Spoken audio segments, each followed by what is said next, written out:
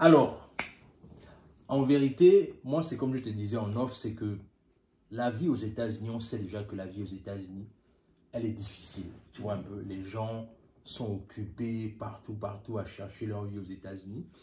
Et malheureusement, ce qui se passe souvent, c'est que il y a une catégorie de personnes, lorsqu'ils arrivent aux États-Unis, quand ils ne connaissent encore rien, tu vois un peu, ils ont toujours tendance à s'agripper aux mains de ceux qui ont déjà l'information et qui sont là depuis, tu vois un peu.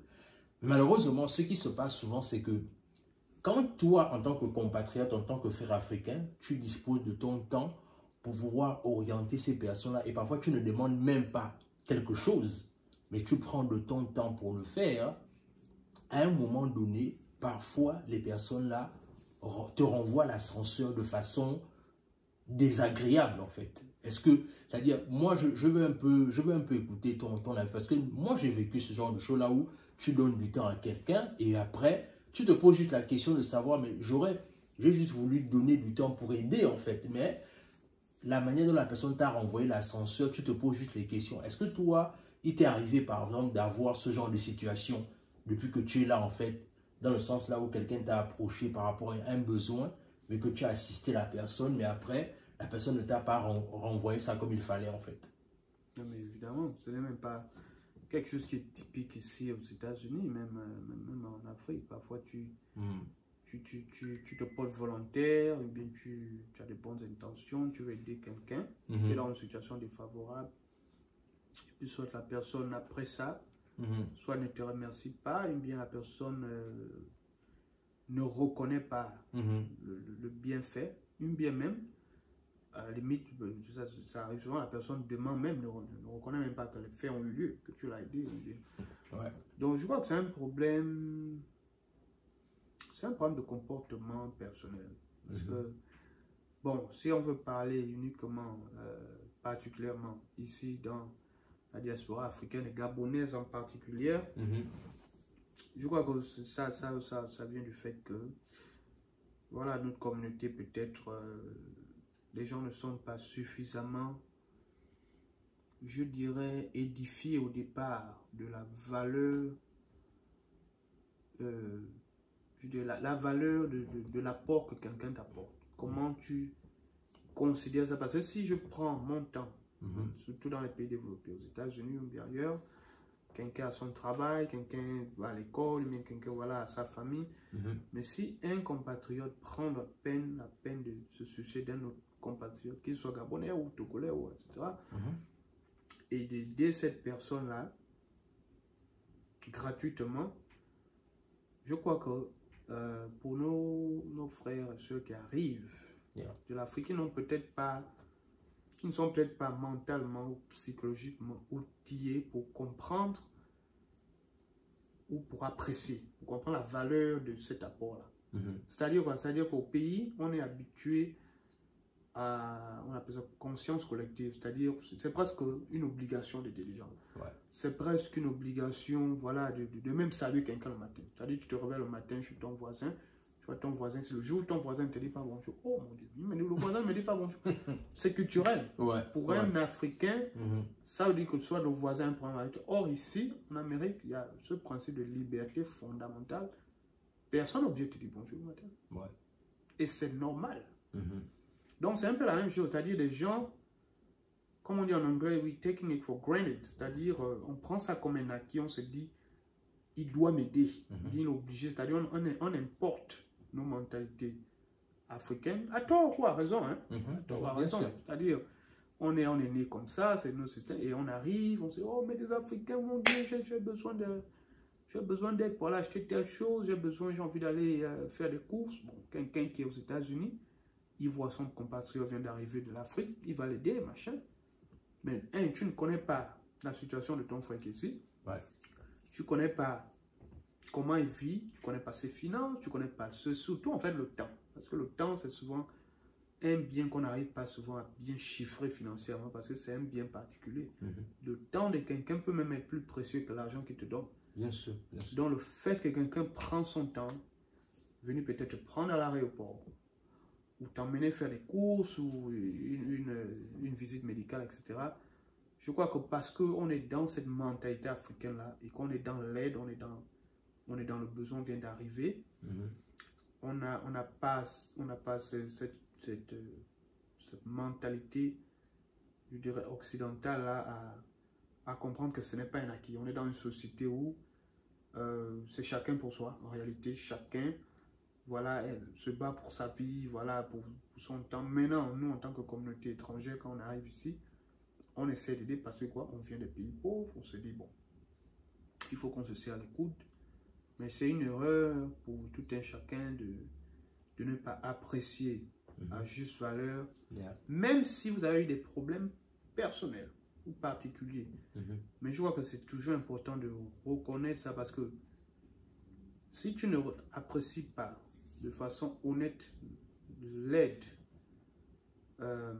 en dépit des problèmes qui peuvent, parce que toute communauté a des problèmes. Oui, bien bon, je l'ai prêté, bien, il m'a fait telle ou telle chose, bien, il ne s'entend pas avec telle ou telle personne, mais c'est important pour les communautés, pour les jeunes frères et sœurs qui arrivent, d'être reconnaissants, surtout quand les gens t'ont aidé gratuitement. Parce que ce n'est pas tout le monde. C'est une différence. Les gens qui aident avec des intérêts, les gens qui aident en demandant de l'argent, voilà, parce que oui, tu viens d'arriver, il faut m'aider. On a tous connu ça plus ou moins. Mais il y a aussi des compatriotes qui aident les frères et sœurs qui arrivent de l'Afrique gratuitement, sans rien demander. En fait, c'est surtout là où on doit se pencher. C'est-à-dire, quand tu reconnais que oui, ce sont des gens qui m'ont accueilli, qui m'ont aidé gratuitement, etc., c'est très important pour la communauté, je dirais même sur le long terme pour les générations futures. C'est très important de reconnaître le bienfait là. À la limite, reconnaître ça et remercier et garder des bons rapports. Parce que nous sommes des êtres humains à la fin de la journée. Bon, c'est vrai que il est préférable dans ce genre de situation, quand tu fais de l'aide à un membre de ta communauté dans un pays développé, tu n'attends rien en retour. Parce que 80% des cas, ça ne va peut-être jamais arriver qu'on reçoit le merci qu'on mérite. Donc il est mieux. Mais à la fin, en conclusion, je crois que on est tous des humains. On a quand même besoin de cette compassion humaine-là pour dire que oui, merci pour ce que tu as fait. Vraiment, j'apprécie tout. En tant qu'humain, ça soulage. C'est un peu comme un salaire invisible qu'on a, qui est parfois même beaucoup plus valeureux que l'argent que quelqu'un va te donner. Je crois que le fait de ne pas reconnaître ça et parfois même de remplacer ça peut-être par un mépris, par une ignorance, parce qu'on ignore, parce que 2, 3, 4, 5 mois, 6 mois après que telle ou telle personne a eu ce qu'elle voulait, ou les gens qui t'ont aidé, les gens qui t'ont avoué, soit tu les ignores, soit tu perds le contact, ou bien tu parles plus avec elle, ou bien... Bon, c'est vrai que les gens ont différentes raisons. Je parle surtout du fait que quand les gens t'ont aidé gratuitement, sincèrement, dans les situations difficiles, en tant que communauté, il est important de reconnaître ça et à la limite de tirer le chapeau, de dire, parce que si quelqu'un se sent vexé, si quelqu'un dit vraiment, mais cette personne, ça peut empiéter en fait la volonté de ces personnes à aider les générations futures, et les gens vont dire non, mais ça ne sert à rien d'aider un membre de la communauté parce que j'ai aidé telle ou telle personne, mais aujourd'hui la personne ne reconnaît même pas en fait que tel ou tel. Donc la moindre chose, c'est au moins de reconnaître que oui, cette personne m'avait aidé à faire telle ou telle chose quand j'étais arrivé, j'ai été accueilli par tel membre de la communauté. Bien qu'aujourd'hui on a X, Y problème, mais telle personne m'a accueilli, voilà. Donc je crois que c'est ça l'élément fondamental, la reconnaissance et de reconnaître que... parce que regarde, l'un des plus grands soucis dans cette affaire, c'est que entre compatriotes, on parle. Si les compatriotes qui ne rapportent pas la bonne information à d'autres personnes qui sont à l'étranger pour dire non, mais la communauté, quand je suis arrivé, il n'y a rien, tout le monde est mauvais, tout le monde est machin. Alors qu'il y a des gens qui t'ont aidé, il y a des gens qui t'ont vraiment aidé, qui t'ont sorti des situations difficiles. Non seulement tu salis l'image de la communauté, et tu n'aides pas celui qui cherche à venir s'installer dans le pays qui est peut-être encore en train de décider dans quel pays il va aller ou dans quelle ville, si c'est aux États-Unis, parce qu'on a 50 États, c'est quoi, 30 ou 40 fois la France, quelque chose comme ça, ou même plus, qui est tellement grand, il va dire, oh, ah bon, donc dans tel État, les Gabonais sont comme, non, non, non, je préfère ne pas aller dans tel État. Alors que, parce que cette personne n'est pas tout simplement reconnaissante. Que c'est vrai, il y a peut-être 10 Gabonais qui sont là-bas, sur les 10 Gabonais, là, il y a peut-être 6 mauvais. Encore là, mauvais, c'est-à-dire en fonction de ses rapports personnels. Mais dans ces 6-là, dans ces 10-là, les 6 sont mauvais, mais il y a au moins 4 personnes ou 3. Il faut dire que ces 3 ou 4 personnes-là, effectivement, il y a des Gabonais là-bas qui m'ont fait telle ou telle chose. Donc, en fait, c'est de l'intégrité, c'est de l'honnêteté humaine. Quoi. Ouais. Chaque adulte doit être honnête au moins de reconnaître que j'ai eu une aide quelconque de ma communauté quand je suis. Même si c'est une petite aide. Ça permet d'abord de donner quand même, d'affirmer qu'il y a quand même une présence communautaire. C'est-à-dire que tu ne peux pas être à l'abandon total. Ça, c'est de 1, parce que tu ne peux pas dire tout le monde est mauvais. Tout le monde, parce qu'il y a toujours des preuves. Et ça permet aussi de donner un peu de l'espoir aux gens qui sont encore au pays pour dire que oui, donc les Gabonais sont quand même solidaires entre eux. Donc je crois que c'est ça l'élément fondamental. Wow, excellent. Je pense que tu as tout à fait bien résumé cela. Je n'aurais pas pu dire mieux. Alors, là, on a fini. On a en train de terminer. Alors, Pharrell, juste pour finir, quel est ton mot de la fin par rapport à tout ça? Tout ce qu'on a pu dire. C'est-à-dire, là, on a fait une série de 3 capsules.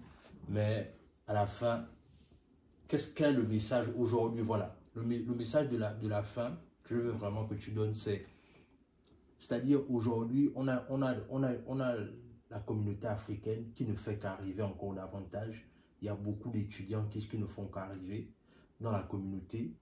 C'est-à-dire, toi, en tant que quelqu'un qui est déjà là, il y a longtemps maintenant, qui a appris beaucoup de choses, qui a vu des vertes et des pas mûres, c'est-à-dire, quel est le message que tu peux donner à ce jeune compatriote-là qui s'apprête à venir ou qui est déjà là et qui ne sait même pas par où donner de la tête en fait?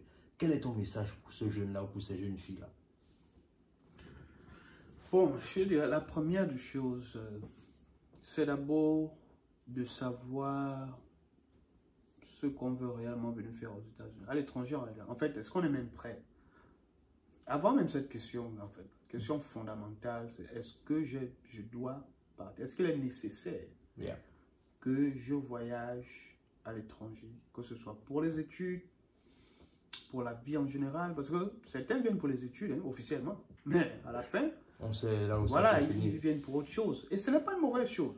Ce n'est pas une mauvaise chose. On peut venir pour les études et on termine par être homme d'affaires, ou bien on termine par être un artiste, un basketteur, voilà. Mais l'élément fondamental que chaque personne ou chaque jeune doit avoir quand ils arrivent ou avant qu'ils ne voyagent, c'est savoir la raison qui les emmène à voyager et connaître le terrain, s'ils ont des amis, s'ils ont des parents sur place, et qu'est-ce qu'ils leur ont dit. Parce que si tu n'as pas une information fiable du terrain, de ce qui se passe sur place, sur le terrain, les gens arrivent, ils sont perdus parce qu'ils avaient une autre vision, une autre idée, je dirais utopique de ce que c'est l'aventure en Amérique. Donc, il est très important de savoir où on va. C'est un peu comme quand tu vas en brousse pour chercher le gibier. Tu sais ce qui t'amène en brousse. Tu vas pour chercher un gibier ou 2 gibiers parce que tu as laissé la famille au village affamé. Tu vas, tu sais dans quel côté de la forêt tu vas aller pour chercher le gibier. Si c'est le rapami, tu sais où il passe, tu sais où sont les trous des rapamis, etc. Donc c'est un peu ça, tu vas pour chercher ce gibier et tu sais,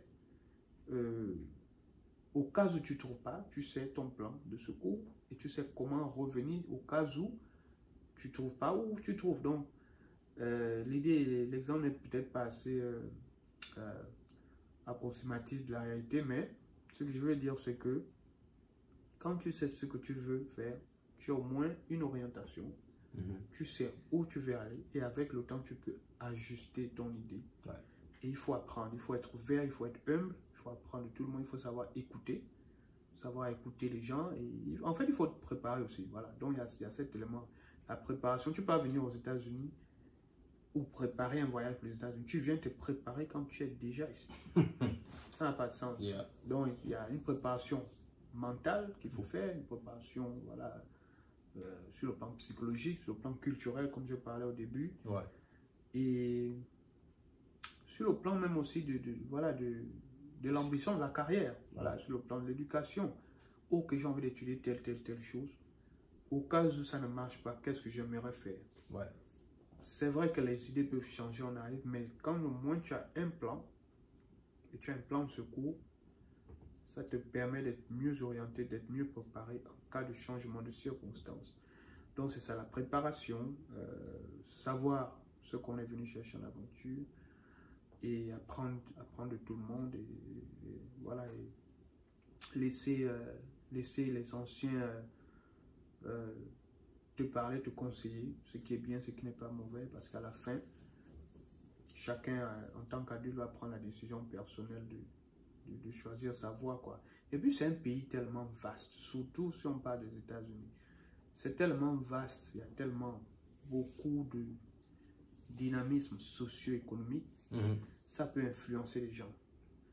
Quelqu'un qui est à New York et quelqu'un qui est, par exemple, dans une petite ville, peut-être dans le Wyoming, qui est un état un peu vide, il n'y a pas assez d'habitants là-bas, mais c'est large. Les vérités peuvent être différentes. Quelqu'un qui est, par exemple, au Arizona, il y a une différence de climat, différence au niveau de la cherté de la vie, différence au niveau même je dirais, du mixage communautaire. Peut-être dans certains États, il y a moins d'Africains, il y a peut-être plus d'Hispaniques, il y a peut-être plus de Latinos, dans d'autres, il y a peut-être plus des Africains de l'Ouest, etc. Donc, ce sont tous ces petits paramètres-là qu'il faut aussi prendre en compte quand on va pour mieux se préparer, mieux savoir où on est en fonction de ses plans personnels. Donc, voilà, préparation et savoir où on va et se montrer humble et être prêt, être flexible aussi. La flexibilité joue beaucoup. Donc voilà, c'est un peu ça, quoi. Donc, en résumé, si je peux dire ça simplement, il faut être prêt. Il faut être prêt à un monde complètement différent de là d'où on vient. Il faut être prêt à affronter les défis parce que ce sera difficile, contrairement à ce que les gens pensent souvent. Parce qu'on a cette vision-là que quand je vais aller en Amérique, c'est fini. Tous mes problèmes seront résolus. J'aurai l'argent, c'est la bonne vie, la vie est facile. En fait, c'est complètement illusoire. C'est parfois même beaucoup plus dur ici parce que tellement que tout le monde veut réussir et tout le monde veut maintenir un certain niveau de vie et pour ici, tout se mérite. En Afrique, on peut dire que les choses sont basées sur la pitié, sur l'aide collective. On attend toujours l'État, on attend toujours que tonton va donner tel. À l'étranger, il n'y a pas de ça en fait. Il n'y a pas de tonton, je vais aller manger X à midi, à Y. Non, bon, je vais aller appliquer à l'armée, mon oncle est colonel, mais je vais aller déposer mon dossier là-bas. J'ai mon ami qui est bien le mari de ma grande soeur, directeur général. Il n'y a pas de ça ici. Tout est basé sur le mérite. If you don't work for it, you're probably not going to get it. So, tu dois mériter en fait ça. Donc, les gens doivent réajuster leurs pensées. La mentalité gabonaise que non, j'arrive aux États-Unis tout de suite. Non, il va falloir travailler. Tu n'es pas prêt à travailler 7 jours sur 7 parfois. Tu n'es pas prêt à faire 8 heures, 10 heures de travail, épargner de l'argent, te battre, etc. Et apprendre la langue et tout ça. Donc rien n'est facile, rien n'est gagné. En fait, j'ai même envie de dire que les véritables difficultés commencent quand tu arrives au States. Bien sûr. C'est même, voilà, donc arriver aux États-Unis est un fait, mais réussir aux États-Unis, c'est un autre fait. Excellent, excellent. Ben écoutez les amis, je pense que Pharrell a tout dit, hein? C'est-à-dire, moi je n'aurais pas pu dire mieux. Donc, dites-nous ce que cette vidéo vous inspire en commentaire. Abonnez-vous à la chaîne, partagez la vidéo autour de vous. Et sur ce, on se dit à la prochaine.